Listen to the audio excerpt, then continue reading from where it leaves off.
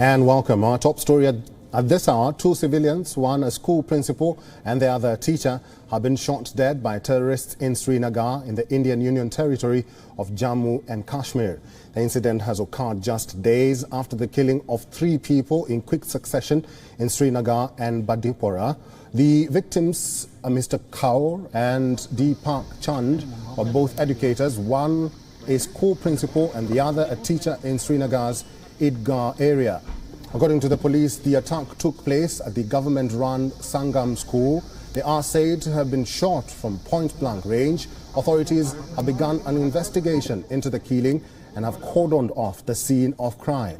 The latest attack marks a series of targeted killings of civilians in Jammu and Kashmir. On Tuesday, a 68-year-old local businessman and a pharmacist was shot dead in the evening. This attack too took place in the district of Srinagar. And on Wednesday, a street vendor from the same city and a Bandipora resident were shot dead in separate incidents.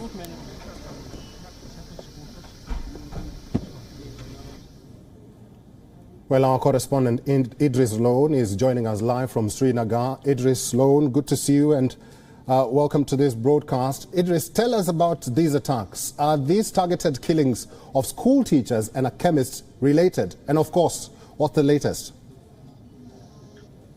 Well, absolutely, Eric. We're right now in the compound of the same school where this incident took place. I'll ask the cameraman to pan a little bit and show you the whole compound where this incident took place. This is the building where those 2 teachers were standing. They were shot by point-blank range just inside the school compound. One of them was the principal and another was a school teacher. This incident has happened just right after we saw 3 civilian killings that took place on Wednesday evening. That took place day before yesterday in Srinagar and Bandipora. After that, there was an environment of fear in the whole Kashmir valley, and security was already beefed up across the whole valley. There was a red alert. But despite that, we are seeing that civilian killings are taking place in this area, which is right in the middle of Srinagar's downtown Idgah, where we saw 2 more killings taking place this morning. So overall, the situation remains extremely grim and tense because there seems to be no solution with the security agencies at the moment for the problem, because this is after a long gap that we are seeing civilians being targeted in the Kashmir Valley. You've mentioned that the security situation remains tense. Has anyone taken responsibility for these attacks? Well, on the social network, we've seen that the resistance front, that is the TRF, that's an offshoot of Lashkar and Jaish, that has taken responsibility for the previous incident and today's incident as well.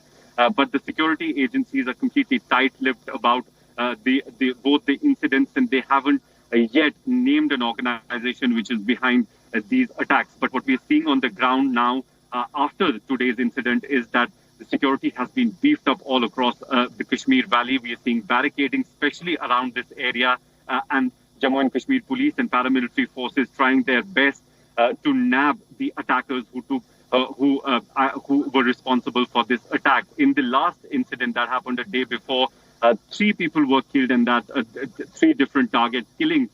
One of which was a very famous chemist, very famous pharmacist in Srinagar city, ML Bindru. After that, we've seen that there is a fear among the minority community as well, because most of the killings that have taken place are from minority communities. So the